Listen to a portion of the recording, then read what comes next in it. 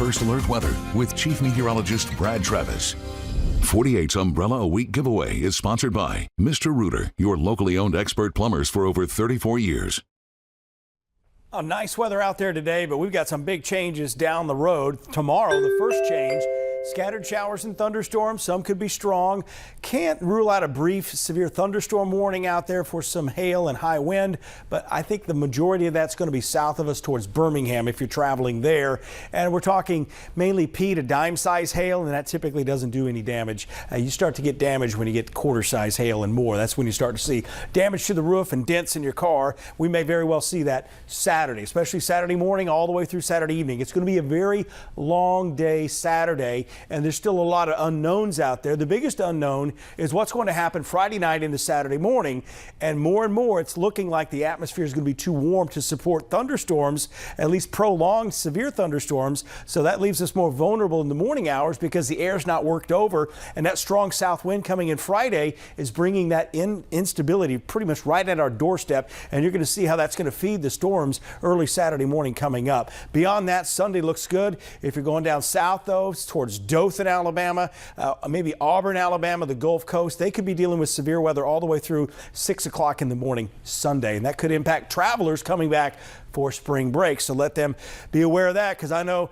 when I head out for spring break or head to the beach, I pretty much check out, so they may not be aware of what's going on. So I give them a holler. 62 degrees Monday for St. Patrick's Day. Should be a beautiful day out there. This rain is going to wash all the pollen away for a couple of days, but it's coming back with a vengeance next week because all that water is going to help these new plants grow. Here's a look at your day planner for tomorrow. A cloudy start to the day.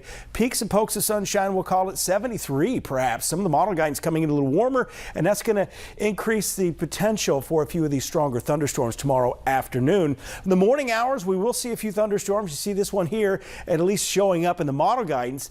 Again, I want to stress the model guidance is good at showing us a picture of what the atmosphere is capable of, not exactly where the location is going to be, and you need to think that through as we go through the entire forecast here. So scattered showers and storms get going. They're going to continue to move from the south to the northeast initially, and then they're going to go from the north to the south because this is that upper level area low pressure, and everything kind of circulates around that.